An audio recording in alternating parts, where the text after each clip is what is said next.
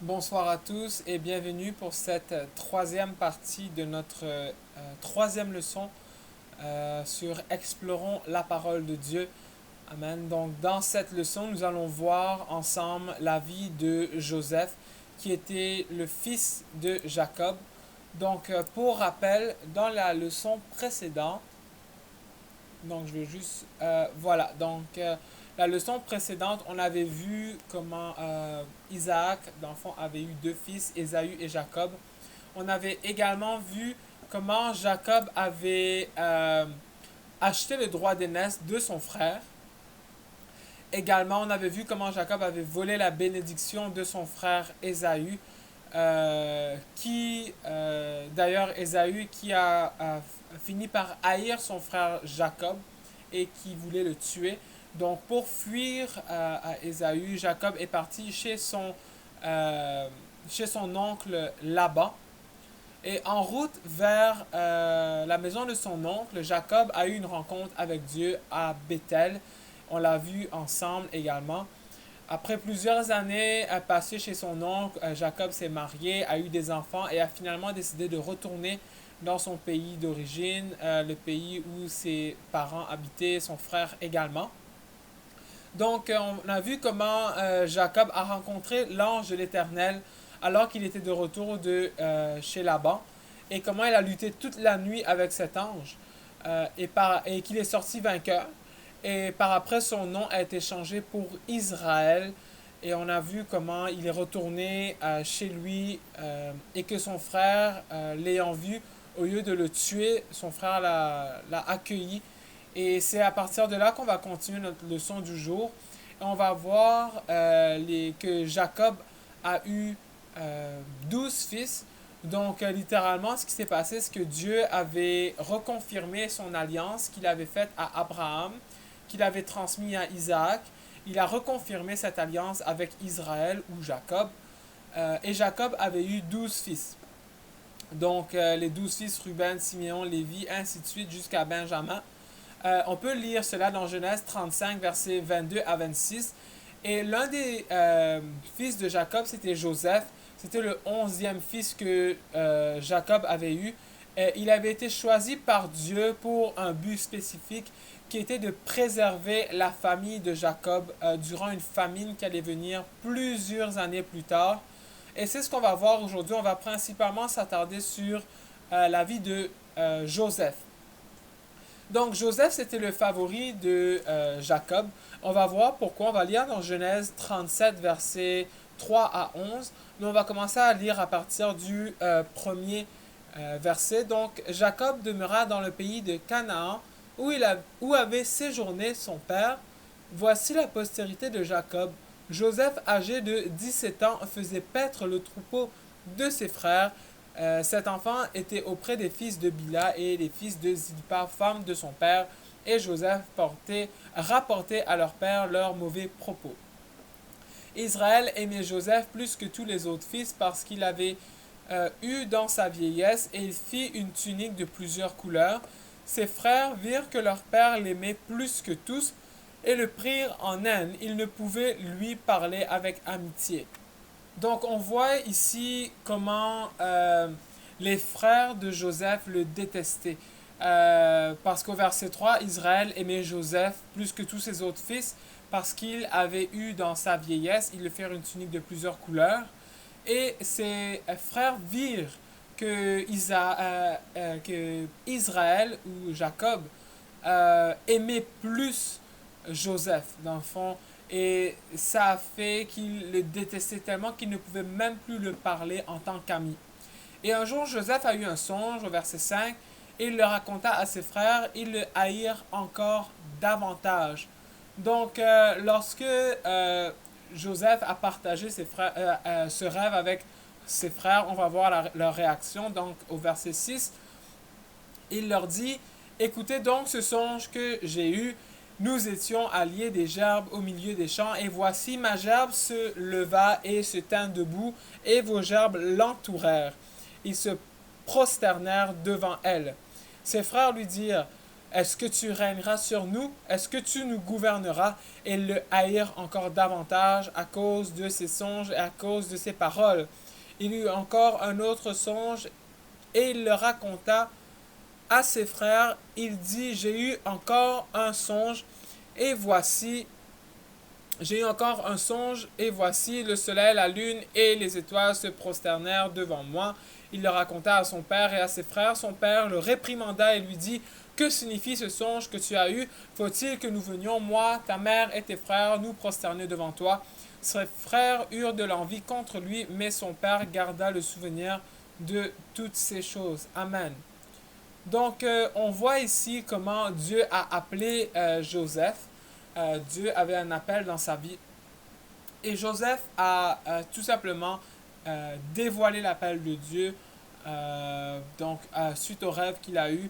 Quelquefois, c'est bon de demander, de prier pour la volonté de Dieu avant de tout de suite aller dévoiler l'appel que Dieu nous donne. Parce que quelquefois, ce n'est simplement pas le bon moment. Et Joseph était très enthousiaste par rapport à ses songes. Et on voit comment ça a eu des effets quand même néfastes avec sa relation avec ses frères. Donc c'est très important et c'est important aussi de savoir que quelquefois ce n'est pas tout le monde qui va être heureux de l'appel que vous avez eu dans votre vie. Mais ça, c'est pas un problème en tant que tel parce que de votre côté, vous devez toujours vous assurer de faire la volonté de Dieu, peu importe ce que ça vous coûte. Amen. Donc, on voit comment Joseph, lui, était sensible à Dieu et il était une personne avec un caractère moral qui était très élevé. Et comment ses frères étaient devenus jaloux de lui. Et lorsque Joseph a révélé à ses frères le rêve qu'il a fait, c'est vraiment là la goutte qui a fait déborder le vase. Et un jour, qu'est-ce qui s'est passé? C'est que Joseph a été envoyé par son père pour aller voir ses frères dans les champs. Il faisait paître les troupeaux de Jacob. Et ses frères ont vu une opportunité de se débarrasser de Joseph une bonne fois pour toutes. Ils l'ont mis dans une fosse et ils planifiaient le tuer. Ils planifiaient tuer leur propre frère. Et Joseph était dans la fosse et pendant que ils étaient prêts de le tuer parce que Joseph criait, Joseph demandait à ses frères de l'aider, de le secourir. Et à un certain moment, ils virent des marchands madianites qui allaient pour l'Égypte. Donc, qu'est-ce que les frères de Joseph ont fait? C'est qu'ils ont vendu Joseph pour 20 pièces d'argent. Donc, c'est ça. Joseph a été vendu pour 20 pièces d'argent. Et il allait être vendu également à Potiphar en Égypte. Potiphar était l'un des officiers de Pharaon, il était aussi le capitaine de la garde de Pharaon. Donc, maintenant, il y avait un problème de régler. Donc, on s'est débarrassé de Joseph. Mais il y avait un autre problème, c'est comment l'annoncer à Jacob. Parce que rappelons-nous que Joseph, c'était le préféré de Jacob. Et on va voir qu'est-ce qui s'est passé dans le verset 31 à 35. Donc, plus loin, dans toujours le même chapitre, Genèse chapitre 37, verset 31 à 35, ils prirent alors la tunique de Joseph et ayant tué un bouc, ils plongèrent la tunique dans le sang. Donc, ils ont plongé la tunique de Joseph dans le sang pour faire croire comme quoi que Joseph avait été tué. Donc, ils envoyèrent à leur père la tunique de plusieurs couleurs en lui faisant dire, voici ce que nous avons trouvé, reconnais si c'est la tunique de ton fils ou non. Jacob l'a reconnue et dit, c'est la tunique de mon fils, une bête féroce l'a dévoré. Joseph a été mis en pièces. Il déchira ses vêtements, il mit un sac sur ses reins et il porta longtemps le deuil de son fils. Amen. Donc, rappelons-nous que Joseph, c'était le préféré de Jacob. Jacob avait été complètement bouleversé par cette nouvelle. Donc, on voit comment les frères de Joseph ont non seulement trahi leur frère, mais en même temps trahi leur propre père.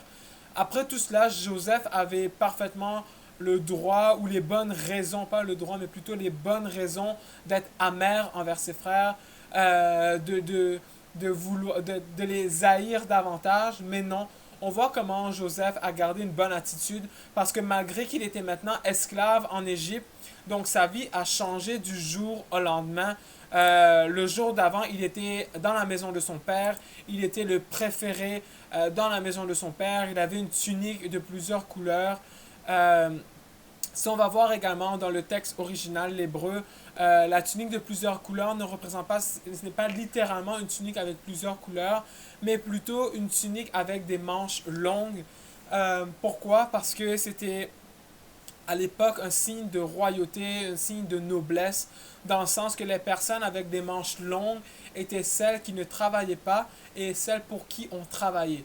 Donc les rois, les nobles allaient toujours porter des manches longues, des longues tuniques, des longues robes, contrairement aux serviteurs qui, eux, avaient des manches courtes pour travailler.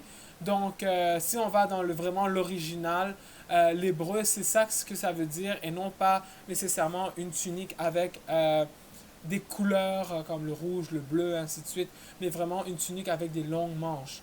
Donc, Joseph était revêtu de cette tunique-là. Littéralement, il était comme un prince chez lui. Et tout d'un coup, il est passé à être le favori, à devenir un esclave.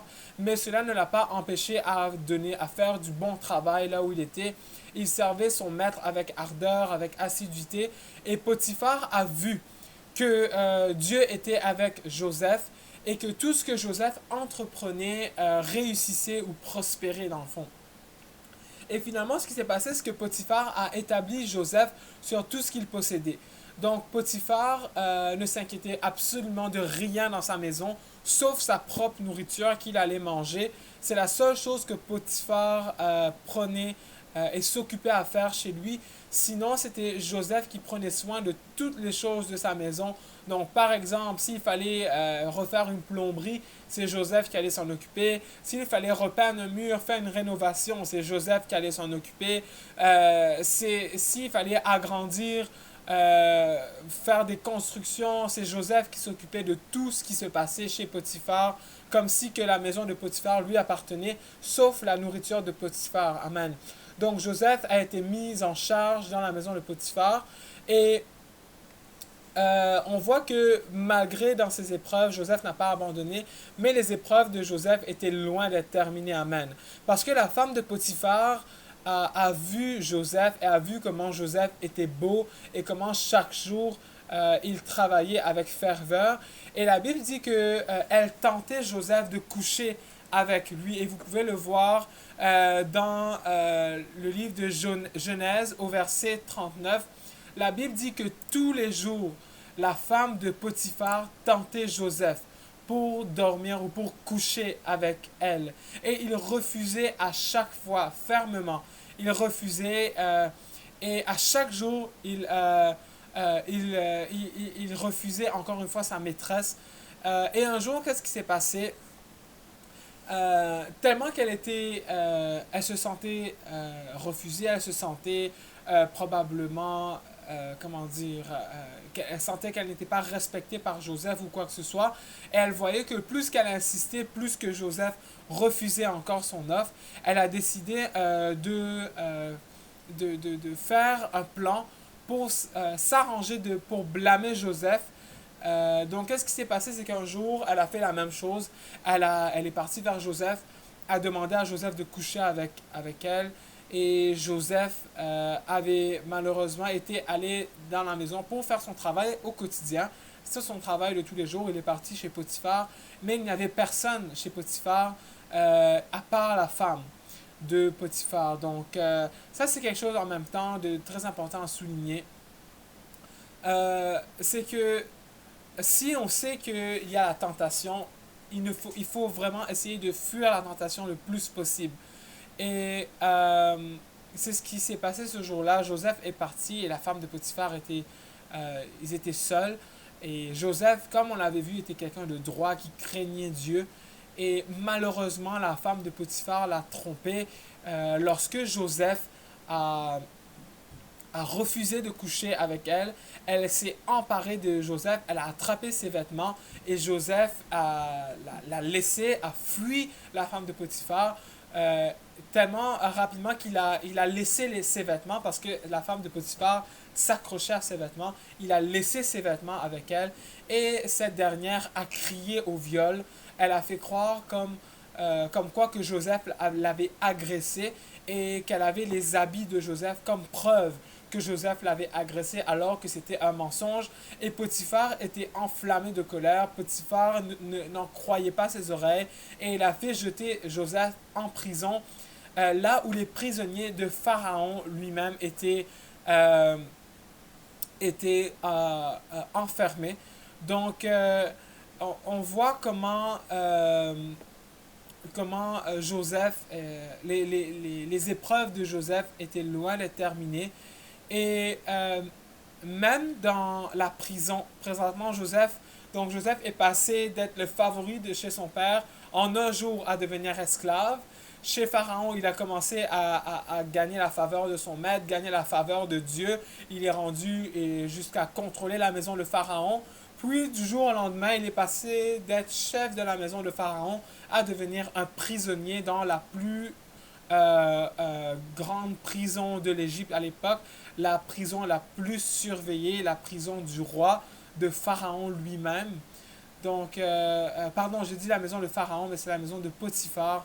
Donc, Joseph est passé d'être le supérieur dans la maison de Potiphar à être jeté dans la prison de Pharaon. Et même en prison, Joseph gardait une bonne attitude. Il refusait d'être amer et il cherchait toujours des opportunités pour servir Dieu. Et le chef de la prison a vu que Joseph était différent des autres prisonniers, que Joseph était béni par Dieu. Et ce qu'il a fait, c'est qu'il a mis Joseph en charge de la prison au complet. Donc c'était Joseph qui s'occupait des prisonniers, s'occupait des affaires de la prison. Et on voit comment même en prison, Dieu a béni Joseph. Et étant tout ce temps-là, Dieu est en train de préparer Joseph pour l'accomplissement de son œuvre, pour l'accomplissement de son plan. On se rappelle que Joseph avait eu des rêves et Dieu n'avait pas oublié cela.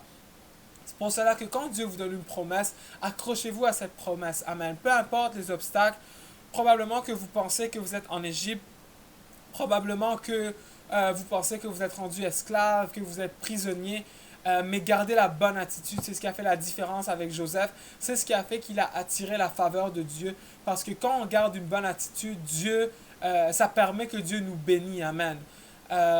Parce que si on est toujours grincheux, si on cherche le mal, si on garde une mauvaise attitude, ça empêche que Dieu déverse ses bénédictions sur nous parce que avoir une mauvaise attitude et être négatif, c'est contre la volonté de Dieu. Amen.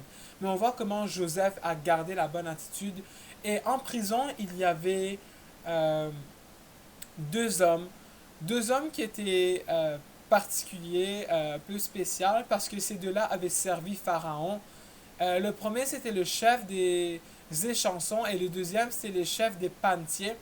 Et les deux avaient eu un songe euh, qui les dérangeait, un songe qu'ils ne pouvaient pas oublier.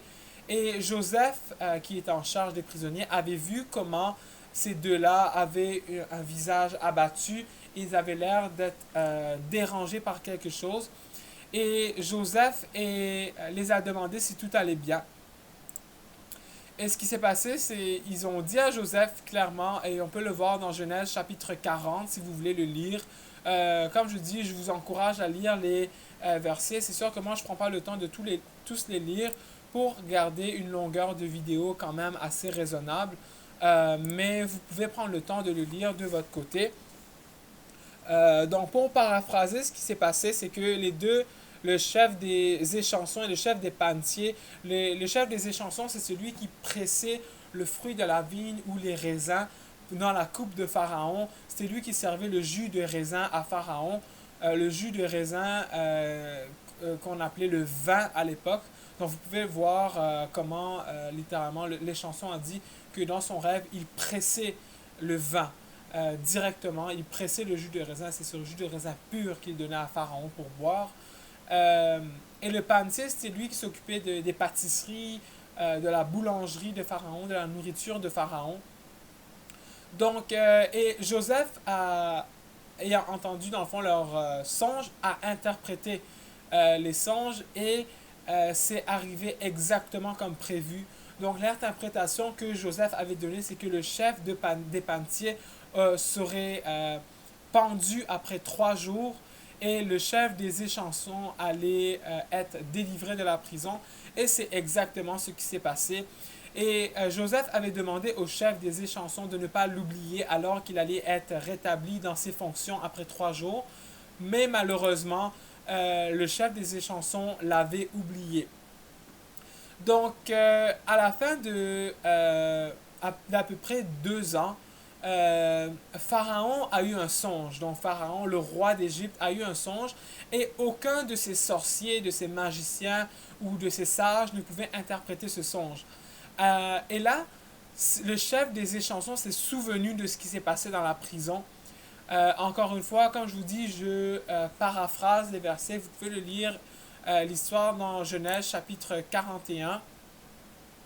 Donc, dans Genèse chapitre 41, c'est là qu'on voit que Pharaon a eu le rêve et le chef des échansons s'est souvenu de Joseph et a suggéré à Pharaon d'aller chercher Joseph en prison pour que Joseph puisse interpréter son rêve parce que lorsque Joseph avait interprété le rêve de l'échanson, c'était arrivé exactement comme l'interprétation de Joseph que Joseph avait donnée. Et c'est ce que Pharaon a fait. Pharaon est parti chercher, a fait appeler Joseph de la prison. Et dans le rêve de Pharaon, il avait vu 7 vaches qui étaient grasses, qui étaient belles, 7 grosses vaches qui étaient proches du Nil. Et de la rivière du Nil est sorti 7 vaches minces qui ont dévoré les vaches grasses. Et il y avait également 7 épis de maïs très bien, des gros épis, très bien, comment dire, fertiles. C'était une terre fertile.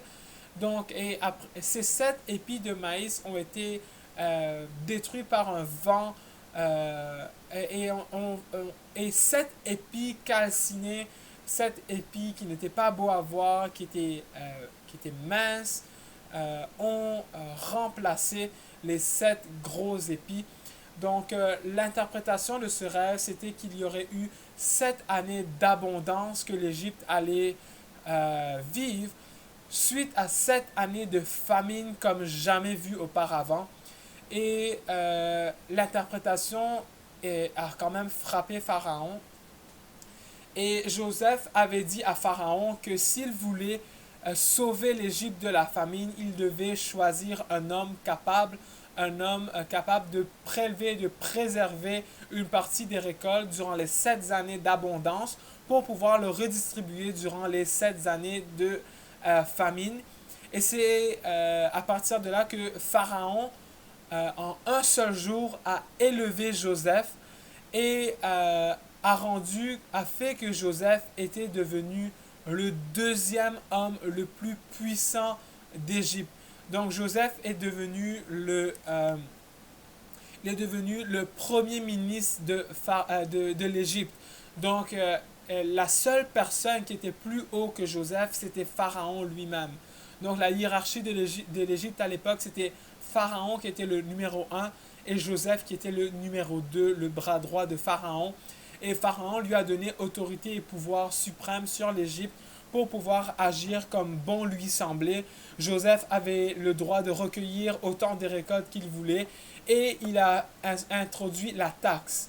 Donc Joseph a prélevé 1/5 de toutes les récoltes d'Égypte et l'a préservé pendant 7 ans et pour pouvoir le redistribuer plus tard durant les 7 années de famine. Et on voit que c'est ce qui s'est passé.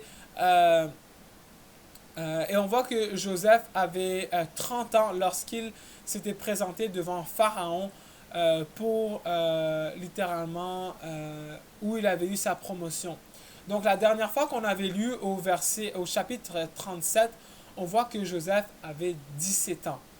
Donc à 17 ans, il a été vendu pour devenir esclave et à 30 ans, il a été promu pour devenir premier ministre de Pharaon. Donc pendant 13 ans où il a attendu pour que Dieu puisse littéralement puisse venir pour, comment dire, pour accomplir sa promesse. Amen. Donc, il ne faut pas vous décourager, frères et sœurs, si jamais vous voyez qu'une promesse de Dieu tarde à s'accomplir. C'est parce que la promesse tarde ne veut pas dire que la promesse ne s'accomplira pas. Amen. On l'a vu avec Abraham qui a attendu 25 ans littéralement avant d'avoir sa promesse. On l'a vu avec Noé qui a construit l'arche pendant 100 ans avant de voir la pluie tomber. Donc on le voit encore avec Joseph qui a attendu 13 ans. Donc quelquefois on est vraiment pressé de recevoir les promesses de Dieu. On est excité quand Dieu nous fait une promesse. On est enthousiaste. Mais il faut apprendre à développer la patience parce que Dieu n'est pas lié par le temps comme nous le sommes. Nous sommes liés par le temps. Nous avons un passé, un présent et un futur. Mais Dieu n'a pas tout cela. Dieu est éternel. Et pour lui, un jour, c'est comme 1000 ans. Et 1000 ans, c'est comme un jour. Amen. Donc, ne vous découragez pas si vous avez eu une promesse de Dieu et que vous voyez que cette promesse n'est pas encore accomplie. Dieu va le faire. Amen. S'il a parlé, il va le faire. Donc, revenons à Joseph. Après les 7 années d'abondance, il y a eu comme prévu, comme Dieu l'avait révélé à Joseph quand il a interprété les rêves, 7 années de famine. La famine qui s'est propagée sur, non seulement en Égypte, mais partout alentour, et qui est même remontée en Canaan. Canaan qui était l'endroit où la famille de Joseph, les frères de Joseph habitaient. Donc, les frères de Joseph et le père de Joseph, qui étaient très affligés par la famine, ont entendu dire qu'il y avait un homme en Égypte qui vendait du maïs. Et Jacob ou Israël a envoyé ses fils, donc 10 fils, qu'il a envoyés pour aller acheter des vivres en Égypte. Par contre, il avait gardé Benjamin. Benjamin, c'est qui? Benjamin, c'était le petit frère de Joseph que Jacob avait eu avec Rachel. Donc, la raison pour laquelle Jacob ne voulait pas que Benjamin aille avec ses frères, c'est que quand Joseph a disparu, c'est Benjamin qui a pris la place dans le cœur de Jacob. Et c'est Benjamin qui est devenu le favori de Jacob. Donc, c'est pour cette raison que Jacob ne voulait pas que quelque chose arrive. Probablement que Jacob ne faisait pas confiance à ses fils. On ne le sait pas. Mais Jacob ne voulait pas mettre la vie de Benjamin en jeu. Donc, il voulait que Benjamin reste avec lui. Même si Benjamin était rendu littéralement un adulte, Jacob ne voulait pas prendre le risque de perdre Benjamin parce que c'était le seul fils qui lui restait de Rachel. Parce que je ne vous l'avais pas mentionné, mais Rachel était décédée suite à la naissance de Benjamin. Donc, elle a eu un accouchement difficile lorsqu'elle avait enfanté Benjamin. Donc, tout de suite après sa naissance, elle est décédée. C'est pour cela que Jacob aimait beaucoup ses deux fils, principalement Joseph au début. Et malheureusement, après que Joseph ait disparu, mais il a tourné son affection vers Benjamin. Donc, quand les 10 frères qui avaient vendu Joseph, Benjamin n'avait certainement pas vendu son frère. Benjamin était encore un enfant à l'époque. Parce que rappelons-nous que Joseph avait 17 ans, donc Benjamin c'est le petit frère de Joseph. Par contre, les grands frères de Joseph, ils étaient arrivés en Égypte. Et ils sont allés voir cet homme, ce premier ministre qui vendait du maïs, qui vendait des provisions. Ils ne savaient pas que c'était Joseph, ils n'avaient pas reconnu Joseph. Joseph n'était pas vêtu de la même façon. Joseph avait grandi, ses traits ont changé. Joseph était littéralement un prince en Égypte. Il avait tout ce qu'il voulait. Ses frères ne l'avaient pas reconnu, mais Joseph les avait reconnus. Et Joseph les a parlé très rudement. Et Joseph essayait de les poser des questions pour savoir si son père était encore en vie. Et Joseph a commencé à élaborer un plan pour faire ramener son père en Égypte proche de lui. après qu'il ait appris que son père était en vie par la bouche de ses 10 frères qui étaient là. Et Joseph a accusé ses frères d'être des espions. Et les frères de Joseph ne savaient pas, encore une fois, que c'était Joseph. Ils avaient eu peur pour leur vie parce qu'ils voyaient ce premier ministre. Ils ne savaient pas qu'est-ce que cet Égyptien allait les faire. Pour eux, c'était un Égyptien. Euh, et ils commençaient à nier les accusations de ce premier ministre. Et ce qui s'est passé, c'est que Joseph les a dit de prouver qu'ils n'étaient pas des espions en faisant ramener leur petit frère Benjamin parce qu'ils avaient mentionné à Joseph qu'ils avaient un petit frère qui était resté proche de son père, qui était encore vivant, et que son père ne voulait pas prendre le risque de faire venir le petit frère en Égypte. Et Joseph a dit, si vous n'êtes pas vraiment des espions, prouvez-le nous en faisant venir Benjamin avec vous, votre petit frère. Joseph voulait tout simplement voir son petit frère. Et encore une fois, comme je vous l'ai dit, eux, ils ne savaient pas que c'était Joseph. Donc, pendant le temps qu'ils allaient ramener Benjamin, Joseph avait pris Siméon, qui était l'un des frères, et l'a enchaîné jusqu'à ce que les autres frères retournent avec Benjamin. Donc, pour les donner une bonne raison de retourner en Égypte, il a enchaîné un de ses frères, l'a mis en prison, et ils devaient retourner avec Benjamin pour prouver leur innocence. Et Jacob était très très affligé et il avait refusé d'envoyer Benjamin. Il craignait que Benjamin ne revienne plus. Et la famine continuait, malgré que Jacob avait refusé d'envoyer Benjamin, la famine continuait et il n'avait plus de choix que de retourner en Égypte. Et la seule façon qu'ils pouvaient avoir des vivres en Égypte, c'est de prouver leur innocence. Parce que s'ils se présentaient encore une fois devant ce premier ministre, qu'ils ignoraient que c'était Joseph, ils pouvaient risquer leur vie littéralement.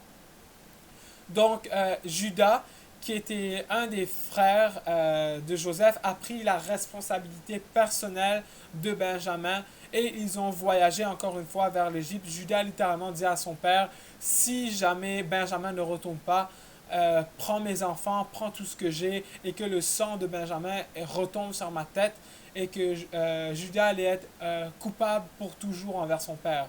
Donc, en entendant cela, Jacob a accepté que Benjamin aille. Il n'avait plus de choix parce qu'il manquait de nourriture. Et Joseph avait amplement le temps, pendant leur absence, le temps qu'ils allaient chercher leur petit frère pour retourner en Égypte, d'inventer un plan pour pouvoir garder Benjamin en Égypte avec lui. Et qu'est-ce qu'ils ont fait? C'est que Joseph avait, vu qu'il savait que c'était ses frères, lorsque ses frères l'avaient payé pour le grain, Joseph recommandait à ses serviteurs de remettre l'argent de ses frères en secret dans leur sac. Donc, ce qui s'est passé, c'est qu'à chaque fois que ses frères allaient acheter de la nourriture, quand ils ouvraient leur sac, mais ils voyaient l'argent avec lequel ils avaient payé dans leur sac. Ils étaient très étonnés. Et à cause de cela, quand ils sont revenus la deuxième fois en Égypte, ils sont venus avec le double de l'argent parce qu'ils venaient en disant à Joseph, pas à Joseph, mais plutôt au premier ministre, parce qu'ils ne savaient pas que c'était Joseph, ben, on est venu la première fois, on a acheté des grains, on a vu que l'argent avait été remis dans la bouche de notre sac. Voici, on revient avec le double de l'argent. Donc, le double, pourquoi? Pour te payer premièrement pour la première fois où nous sommes venus et pour racheter encore une fois du grain de l'Égypte. Donc, ce qui s'est passé, c'est que Joseph, c'était lui qui avait commandé cela. Joseph avait commandé à ses serviteurs de préparer un repas. Et les frères de Joseph, lorsqu'ils étaient venus la deuxième fois avec Benjamin, Siméon avait été relâché de la prison. Rappelons-nous que Joseph l'avait mis en prison comme un gage pour que ses frères retournent. Siméon avait été relâché et Joseph avait préparé un festin chez lui avant que ses frères ne retournent dans le pays de Canaan. Ils avaient mangé, ils avaient bu ensemble et encore une fois, ils ne savaient pas que c'était Joseph. Et quand c'était le moment de retourner en Canaan, euh, les frères de Joseph ont fait leur bagage, ils ont pris leur sac et ils ont recommencé à prendre la route. Et Joseph avait commandé à un de ses serviteurs d'enfermer la coupe, sa coupe précieuse dans le sac de Benjamin. Et le plan de Joseph, c'était de garder Benjamin en Égypte avec lui et d'essayer d'une quelconque façon de faire venir son père avec lui en Égypte. Donc, quand ses frères sont retournés, Benjamin était avec ses frères, ils retournaient vers le pays de Canaan. Joseph a commandé à ses serviteurs de poursuivre ses frères, de les arrêter et de les accuser d'avoir volé la coupe de Joseph. Et Joseph avait dit qu'il allait garder Benjamin en esclavage, dans le fond, comme serviteur pour payer pour le crime qu'il a fait, qui n'était pas vraiment un crime, qui avait été arrangé par Joseph.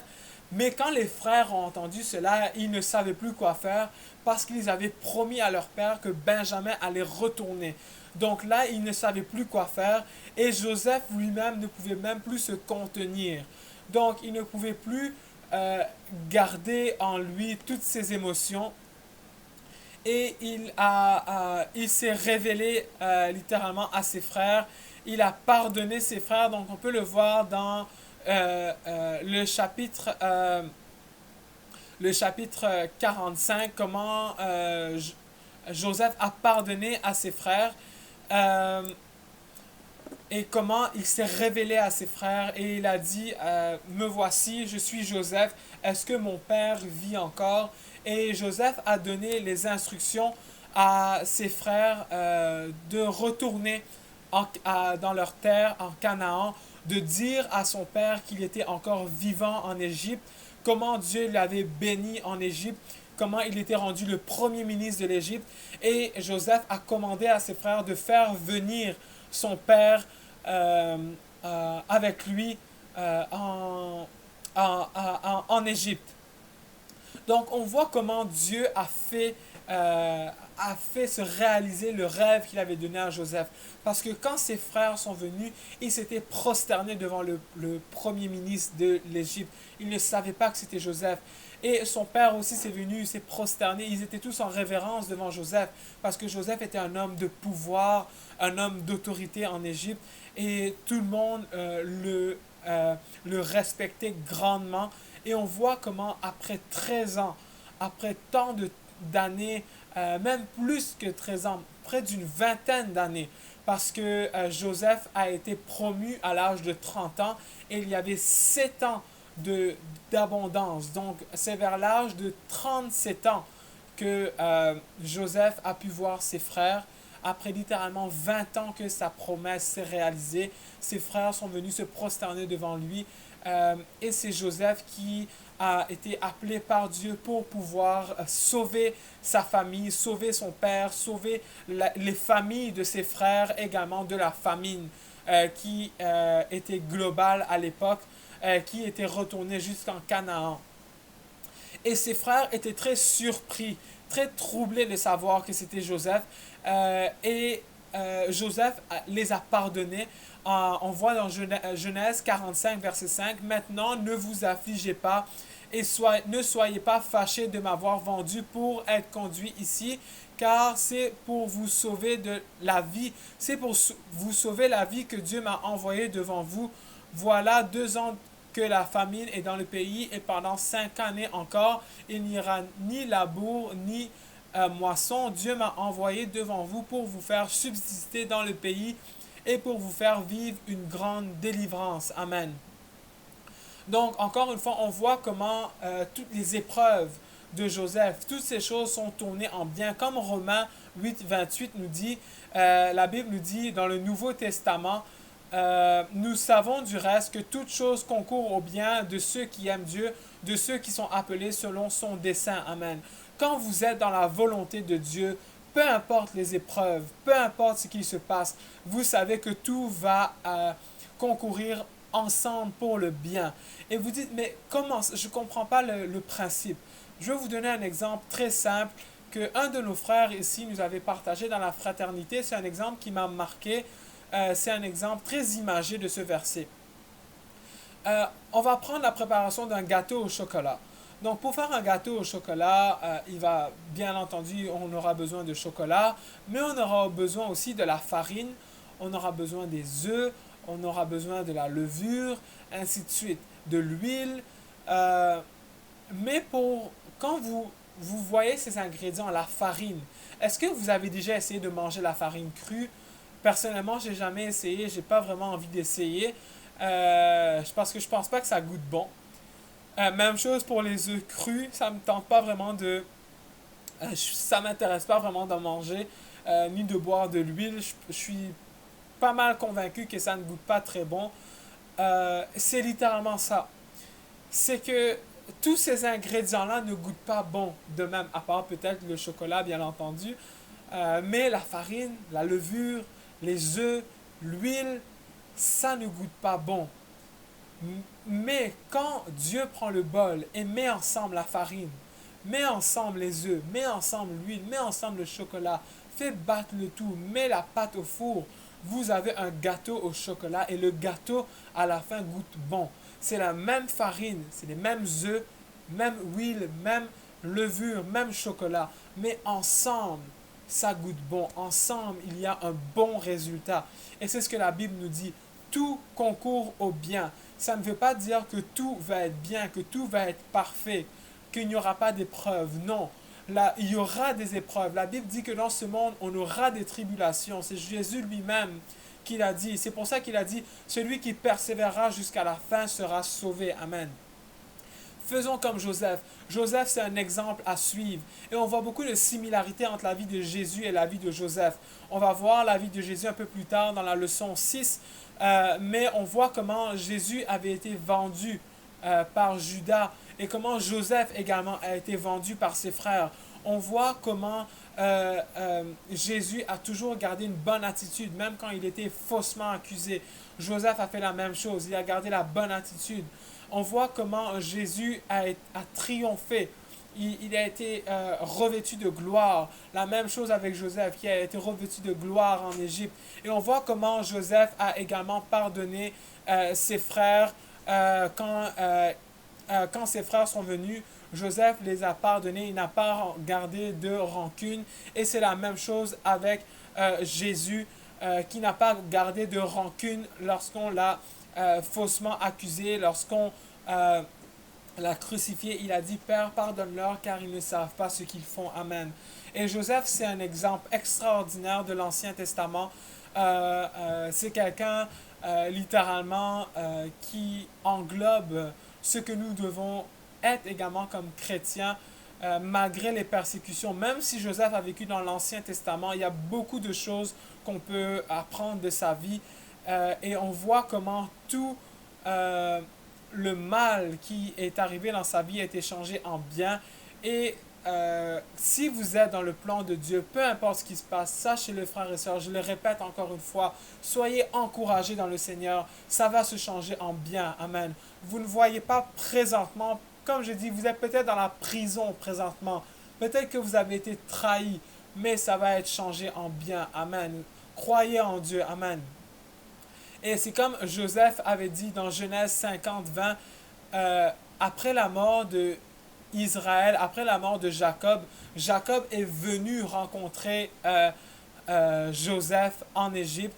Jacob a emmené toute sa maison parce que Joseph avait fait envoyer des chars, Joseph avait fait envoyer des chevaux, avait fait envoyer des provisions par ses frères pour prouver à Jacob que c'était bien Joseph qui était vivant.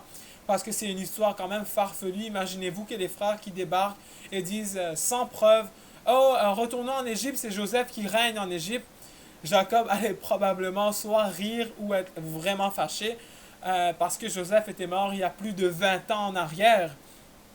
Mais quand Jacob a vu les chars, quand Jacob a vu les provisions, quand Jacob a vu les tuniques que Joseph avait données à ses frères, quand l'argent que Joseph avait donné à ses frères, il a cru à ses fils et il est revenu en Égypte pour habiter dans la meilleure partie du pays, dans la terre de Goshen. Et c'est là où les Israélites ont vécu pendant plusieurs années. Les Israélites, parce que c'est les enfants, la descendance d'Israël. plusieurs années où vous avez la paix, ils ont vécu dans l'abondance tout le temps que Joseph était vivant. Et la Bible dit qu'ils étaient environ 70 personnes à venir de la maison de Jacob. Donc 70 personnes qui sont venues de Canaan jusqu'à l'Égypte. Et après la mort de Jacob, les frères de Joseph ont eu peur parce qu'ils pensaient que Joseph allait les tuer. Et ils ont dit à Joseph de ne pas les tuer parce que ils ont inventé une histoire. Ils ont dit à Joseph que ton père nous a dit de te dire à l'heure de sa mort de nous pardonner de nos fautes malgré que nous avons mal agi envers toi. Pardonne-les, pardonne à tes frères leurs offenses envers toi. Mais Joseph les avait déjà pardonnés et Joseph a répété encore une fois dans Genèse 50, 20, vous aviez médité de me faire du mal, Dieu l'a changé en bien pour accomplir ce qui arrive aujourd'hui, pour sauver la vie d'un peuple nombreux. Amen. Et vous ne savez pas ce que Dieu a en réserve pour vous. Probablement que la seule chose que vous voyez maintenant, c'est la peine. Probablement la seule chose que vous voyez, c'est la souffrance. Mais Dieu, qui sait, probablement que c'est vous qui êtes appelés pour sauver un peuple nombreux, pour faire la différence dans la vie de quelqu'un qui a besoin de Jésus. Amen. Donc, voici la fin de la troisième leçon, donc la troisième partie de notre troisième leçon. Donc, dans la prochaine leçon, nous allons commencer la leçon 4.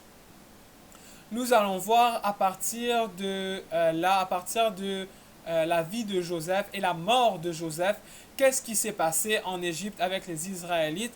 On va voir cela avec le livre, on va commencer le livre d'Exode. Donc, la mort de Joseph, littéralement, conclut le livre de la Genèse. Donc, durant les 3 premières leçons, on a vu en détail le livre de la Genèse. Donc, on peut faire un petit rappel de tout ce qu'on a vu ensemble depuis le début.